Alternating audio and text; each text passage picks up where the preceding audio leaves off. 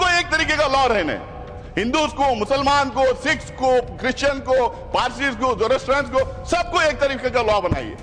आप क्यों घबरा रहे हैं उससे? आज अगर हमारे देश में हम खोदना शुरू कर देंगे, इतिहास में पीछे चले जाएं, तो किसके किसके नीचे क्या क्या मिलेगा किसको पता है। हम इतिहास को खोदना नहीं चाहिए। बाकी के सारे देश आगे बढ़ने का काम कर रहे हैं, तो हमें इतिहास में जाके खोदने का काम शुरू किए हैं। पहले तो प्रधानमंत्री कहते थे कि हम कपड़ों से पहचान लेते हैं। आप कैसा पहचानेंगे? हम कैसा डेमोन्स्ट्रेट करेंगे? कौन से कपड़े पहनना पड़ेगा? मैं टोपी पहन के जाऊं या दाढ़ी लगा के जाऊं, या कोई मेरे घर में सीसीटीवी कैमरा लगा के देखेगा मैं नमाज पढ़ रहा हूं या नहीं पढ़ रहा हूं? और वो जो सर्टिफिकेट देंगे उस पर भी मोदी जी का ठप्पा रहेगा कि ये मुसलमान है या नहीं करके बोल के। इनकी सारी की सारी जो है निगाह संपत्ति पे है, जमीन पे है, लैंड पे है, धारावी पे में किसको दिया है उन्होंने? ये खोज रहे हैं बार बार देश में दंगे फसाद करवाने का, ये डिस्प्यूट लड़ना, दंगे फसाद करवाना, अपना वोट बैंक क्रिएट करने की राजनीति कर रहे हैं। वक्फ यूजर को निकाल के सब में साफ लिखा जाता है कि सिर्फ और सिर्फ हिंदू वहां रहेंगे और कोई और दूसरे मजहब का आदमी नहीं रहेगा। जब वहां पे वो एक्ट में ही है, तो यहां कैसे आप दूसरे लोगों को देंगे? आप एक्चुअली क्या प्रूव करना चाह रहे हैं? आप लाके क्या हमारे ऊपर भरोसा नहीं? क्या हम काबिल नहीं हमारे इंस्टीट्यूशंस को चलाने के लिए? आप हम लोग को सेकेंड ग्रेड सिटीजन बनाना चाह रहे हैं, हमारे ऊपर स्पाइंग करना चाह रहे हैं आप। 2014 में ये लोग सरकार में आ गए, 2014 से 2024 तक इनको समझ में नहीं आया कि ये ड्रैकोनियन लॉ है। इनको ये समझ में नहीं आया कि कम्युनिटी को अपीस करने के लिए लाया गया है। 2024 में फिर ये बिल इनको 2024 में इनको याद आ गया, वक्फ बोर्ड ड्रैकोनियन लॉ है, कम्युनिटी को अपीस कर रहे हैं। 2024 में याद आया। क्यों 2024 में याद आया? 10 साल क्यों आपको याद नहीं आया? 2024 में इसलिए याद आया क्योंकि 400 का नारा इनको दिए थे, 240 में निपट गए थे। इनको बिल्कुल मेजॉरिटी नहीं मिली थी। इनको अब समझ में नहीं आ रहा कैसा अपना वोट बैंक बढ़ाएं। इनको यह समझ में नहीं आ रहा कौन सा मुद्दा उछालें, तो इन्होंने वक्फ बोर्ड को लेके आया, इस एक्ट को लेके आके कम्युनल पोलराइजेशन करने का काम कर रहे हैं। आप कह रहे हैं कि हम अपीस कर रहे हैं, आप पोलराइज करना चाह रहे हैं। पूरे देश को, पूरी दुनिया को पता है पोलराइजेशन देश में होता है तो किसका फायदा होता है करके। कौन पोलराइज करता है, कौन धर्म की राजनीति करता है, कौन किसी एक कम्युनिटी को विलन बना के उसके खिलाफ में एक नैरेटिव बिल्डअप करने का काम करता है। और ये पूरी बिल मैं दावे के साथ कह सकता हूं और पूरे में तत्व के साथ, लॉजिक के साथ यहां पे अपनी बात रखूंगा, ये बिल टोटली फॉल्सिटी पे है, ये मिस इन्फॉर्मेशन कैंपेन पे है। एक नैरेटिव बिल्डअप करने की पिछले 4 महीने से 6 महीने से कोशिश की गई है। इसमें सिर्फ ये नहीं, पूरा गोदी मीडिया लग गया इनके सपोर्ट में। इनका जो फेक फैक्ट्री है, बीजेपी की जो आईटी सेल है, पूरी लग गई ये कह रहे मिस इन्फॉर्मेशन फैलाने में। सर, ये जितने अमेंडमेंट्स अब लाए हैं हमारे कॉन्स्टिट्यूशनल प्रोविजंस के खिलाफ हैं। ये 14, 25, 26, 30 को वायलेट करते हैं। ये इक्वलिटी बिफोर लॉ को वायलेट करते हैं। ये parity in laws for all sections of the people को वायलेट करते हैं। वन नेशन वन लॉ हम नहीं कहते, वन नेशन वन लॉ का नारा बार बार ये लोग देते हैं, उसको ये वायलेट करते हैं। ये यूसीसी बार बार बोलते हैं, उसको ये वायलेट करते हैं। अगर इतना ही है, मैं आज भी यहां कह रहा हूं, कांग्रेस पार्टी की तरफ से मैं कह रहा हूं, एक मुसलमान एमपी उस कम्युनिटी के होने के नाते से मैं कह रहा हूं, इस देश में जितने समुदाय हैं, जितने धर्म हैं, उन तमाम religious centres, religious activity centres, धर्मस्थल जितने हैं, उसके गवर्नेंस और एडमिनिस्ट्रेशन में एक तरीके का लॉ होना चाहिए। सबको एक तरीके का लॉ रहने, हिंदूज को, मुसलमान को, सिख्स को, क्रिश्चियन को, पारसीज को, जोरस्ट्रियंस को, सबको एक तरीके का लॉ बनाइए। आप क्यों घबरा रहे हैं? उससे बनाइए लॉ, उसके लिए पर्सनल लॉ छोड़ के बाकी के सब गवर्नेंस एंड एडमिनिस्ट्रेशन में एक तरीका लॉ होना चाहिए। मैं आगे बताऊंगा और पार्लियामेंट के पटल पे मैं देखूंगा किस तरह से अलग अलग समुदाय में ये भेदभाव कर रहे हैं, किस तरह से ये टारगेटेड लेजिस्लेशन है, किस तरह से ये अनफेयर लेजिस्लेशन है, किस तरह से ये मुसलमानों के खिलाफ का लेजिस्लेशन है। आप बार बार कह रहे थे मुसलमानों के खिलाफ नहीं है। मैं दावे के साथ मैं कहना चाहता हूं, मैं आपके सामने प्रूफ दूंगा, यहां पे रखूंगा, ये बिल्कुल टारगेटेड लेजिस्लेशन है।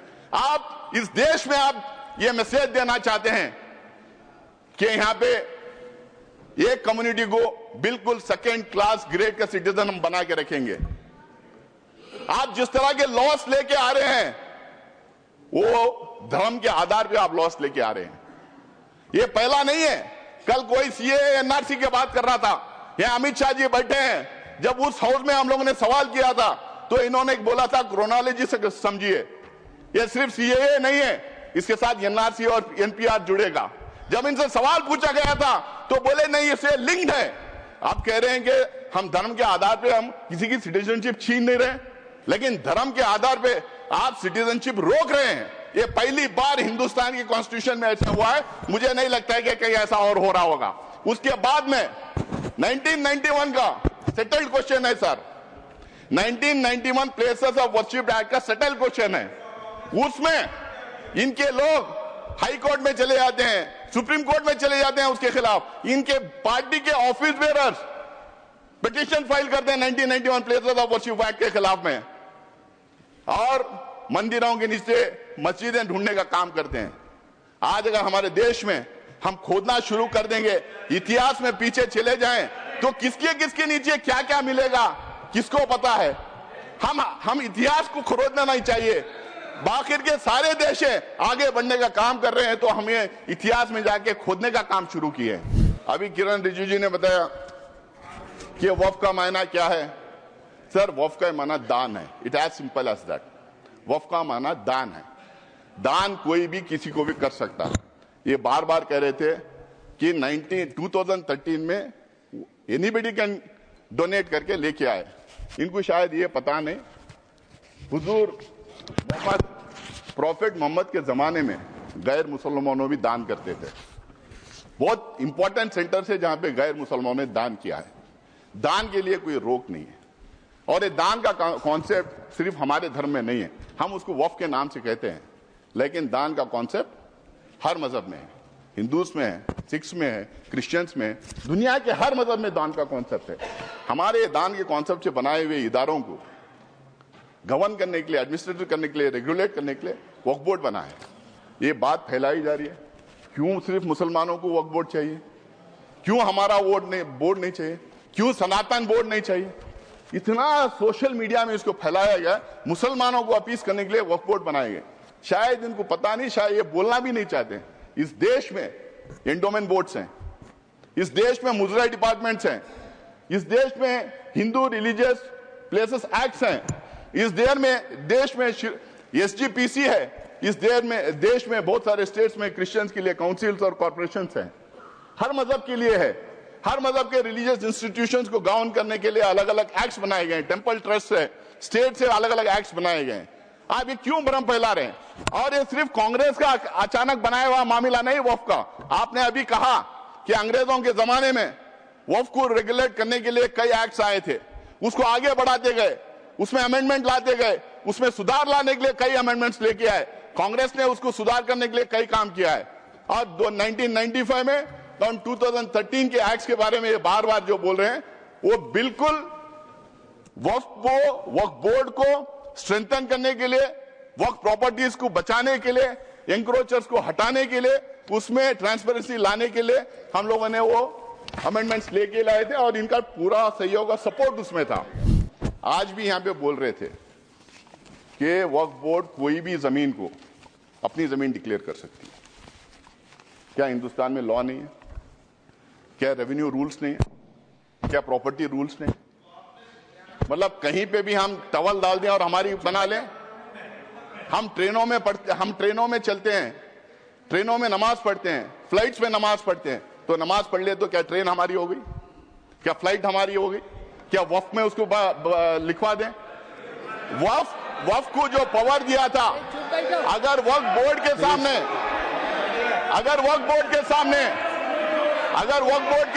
कोई कंप्लेंट आता है, वक्फ बोर्ड के सामने कोई कंप्लेंट आता है, तो वक्फ बोर्ड उसकी तहकीकात करती है, उसकी इंक्वायरी करती है।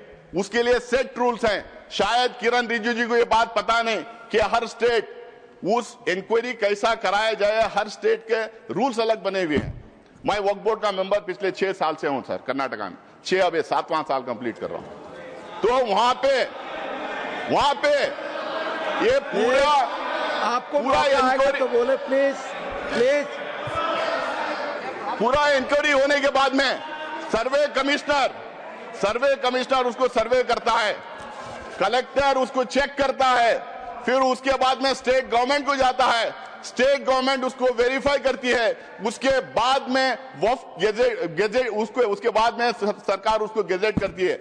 उसके बावजूद भी अगर कोई संतुष्ट नहीं है तो ट्राइब्यूनल में जा सकता है।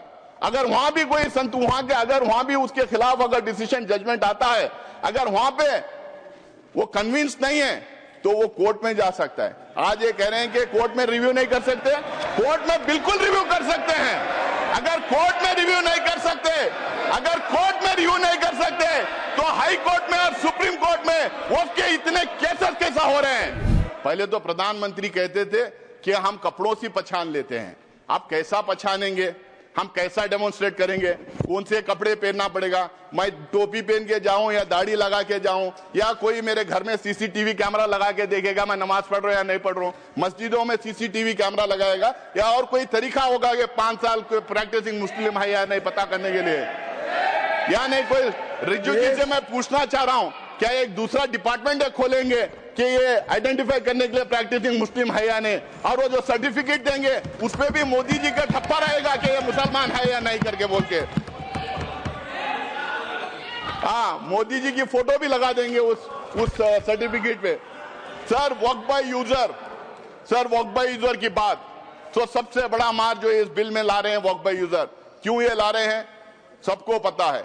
इनकी सारी की सारी जो है निगाह संपत्ति पे है, जमीन पे है, लैंड पे है, धारावी पे में किसको दिया है उन्होंने, करोड़ों के भाव पे किसको दिया। कल मैं टीवी डिबेट पे था, एक जेपीसी की मेंबर थी इनकी मेरे साथ में, वो कह रही थी कि हम लैंड मोनेटाइज करेंगे, तो समझ में आ गया मोनेटाइज करके किसको देंगे। तो वक्फ बाय यूजर का मतलब क्या है सर, इस देश में, हमारा देश प्राचीन देश है, इस देश में अलग अलग टाइम अलग अलग धर्म के स्थल बने हुए, हमारे देश में इतने किंगडम्स थे, राष्ट्रकूटा से लेके मौर्य से लेके चेरास, कदम्बास, विजयनगर एम्पायर, अशोका साम्राट का पता नहीं क्या कितने थे, बादशाहें थे, ब्रिटिश गवर्नमेंट थी। यहाँ पे सिर्फ मस्जिद की बात नहीं था, इस देश में बहुत खूबसूरत मंदिरें बने, जबरदस्त मोन्यूमेंट्स हैं देखने के लायक, गुरुद्वारास हैं, चर्चेस हैं, मस्जिद हैं। अगर आप 400, 500, 600 साल पुराने इमारतों के कागज पूछेंगे, तांबे में, पीतल में जहां लिखा था कहां से ढूंढ के लाएंगे, उसका प्रूफ सिर्फ ये है, ये हर समुदाय के लिए सही है कि those properties, those institutions exist even today and they are in long usage. That is the proof of that being in waqf. There is waqf by user, there is temple by user, there is gurudwara by user, there is church by user, there is mata by user, there are so many religious institutions by user. किसका proof मांगेंगे। जब हमने बोला तो ये बोले कि हम प्रोस्पेक्टिवली अब ये करेंगे, रेट्रोस्पेक्टिवली नहीं देखेंगे। भाई जो रजिस्टर्ड नहीं है वक्फ बाय यूजर, अगर 200-300 साल पुरानी है तो उसको कैसा मानेंगे आप ये कह रहे हैं कि और दूसरा उसमें ये बोल रहे हैं कि डिस्प्यूटेड है। तो मैं प्लेसेस ऑफ वर्शिप टैग की बात कर रहा था, अगर डिस्प्यूटेड है, गवर्नमेंट है तो फिर हम नहीं करेंगे। बट डिस्प्यूटेड कैसा है, डिस्प्यूटेड तो एक ही थी, वो बोले थे अयोध्या का मसला छोड़िए बाकी के पूरे इसमें आ जाएंगे। आप कैसा डिस्प्यूटेड, पुराने इदारों के डिस्प्यूट कैसा हो जाएगा। ये खोज रहे हैं बार बार देश में दंगे फसाद करवाने का, ये डिस्प्यूट करना, दंगे फसाद करवाना, अपना वोट बैंक क्रिएट करने की राजनीति कर रहे हैं वक्फ बाय यूजर को निकाल के। आप ये कह रहे हैं कि वक्फ बाय यूजर ऐसा ही रहेगा जो रजिस्टर्ड है, और दूसरी तरफ कह रहे हैं कि पोर्टल हम नया ला रहे हैं और उस पोर्टल में हर एक वक्फ को फिर दोबारा रजिस्टर करना पड़ेगा। भाई वक्फ बाय यूजर वो रजिस्टर्ड हो गया तो सीधा उठा के डाल लीजिए उसमें, आप फिर दोबारा उनको क्यों रजिस्ट्रेशन करें। आप चाह रहे हैं कि फिर वो दोबारा पेपर उससे मांगे, आप पेपर ना दें, फिर आपके लोग जाके दंगा फसाद करें और आपका वोट बैंक बढ़ता रहे। ये आपका वो है। सर तीसरा ढांचे की बात कर रहा हूं मैं, ये बहुत जोर जोर से रिजू जी बोल रहे थे कि ये सेक्युलर कैरेक्टर है वक्फ बोर्ड का सेक्युलर कैरेक्टर है। वक्फ बोर्ड सिर्फ एडमिनिस्ट्रेशन और गवर्नेंस नहीं देखती है, वक्फ बोर्ड रिलीजियस अफेयर्स में भी दखलंदाज करती है, रिलीजियस अफेयर्स भी देखती है।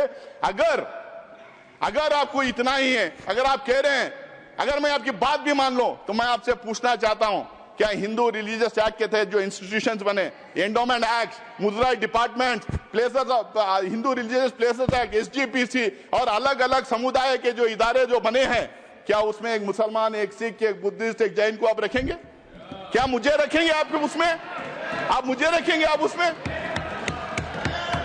ये बिल्कुल मेरे राइट के खिलाफ है, जो कॉन्स्टिट्यूशन मुझे जो राइट देता है उसके खिलाफ है, और इसको लेके काफी जजमेंट भी है। दूसरा सर, मैं उसके सारे को, और ये जो कह रहे हैं, और ये जितने यहाँ पे हैं, यहाँ पे Bihar Hindu religious trust act, Madras Hindu religious and endowment act, Orissa का, तमिलनाडु का, उत्तर प्रदेश का, आंध्र प्रदेश का, सब में साफ लिखा जाता है कि सिर्फ और सिर्फ हिंदू वहां रहेंगे और कोई और दूसरे मजहब का आदमी नहीं रहेगा। जब वहां पे वो एक्ट में ही है, तो यहाँ कैसे आप दूसरे लोगों को देंगे? आप एक्चुअली क्या प्रूव करना चाह रहे हैं? आप लाके क्या हमारे ऊपर भरोसा नहीं? क्या हम काबिल नहीं अब हमारे इंस्टीट्यूशंस को चलाने के लिए? आप हम लोग को सेकेंड ग्रेड सिटीजन बनाना चाह रहे हैं? हमारे ऊपर स्पाइंग करना चाह रहे हैं आप?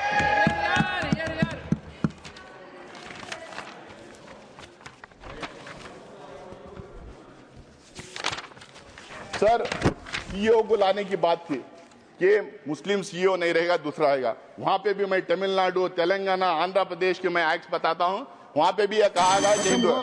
Sir finally, sir please finally, नहीं सर, मैं थोड़ा टाइम लूंगा, खत्म करें। नहीं, फाइनली अब 25 मिनट हो गए sir, finally sir, finally please do not take sir, नहीं, फाइनली 3-4 इश्यूज के बारे में बोलूंगा सर।